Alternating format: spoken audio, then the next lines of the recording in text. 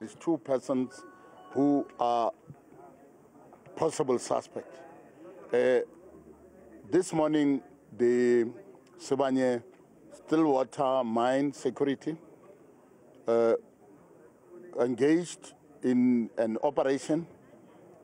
The police joined them, our crime intelligence, based on the information which they already gathered of the 2 possible suspects.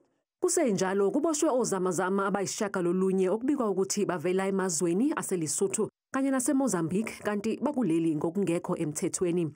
Abasolwa batholakale nezibhamu ezingekho emthethweni ezizohlonzwa ukuze kutholakala ukuthi ziyamaniswa nabuphi ubugebengu. We managed to intercept a specific house where one of those possible suspects, number 2 out of 2, was found in possession of an AK-47 rifle.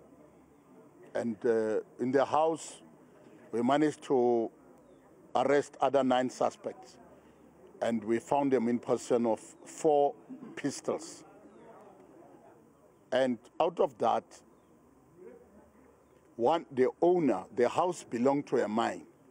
And the mine employee was allocated the house. He was also arrested. We realized 9 of them are Lesotho nationals. 1 is a Mozambican. And the one who's a mine employee and harboring all these suspects, it's a South African. He will be facing harboring undocumented people, and possibly we are looking at some other issues defeating the ends of justice.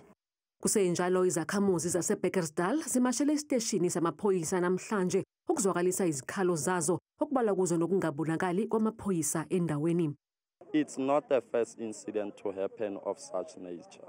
It's a trend. So it's a pity this one gained a center of attention in terms of media publicity and so forth.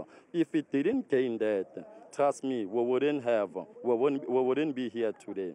We wouldn't see this police visibility. So according to us, it's like police, they failed us. We need a military deployment in E-Bekkersdal.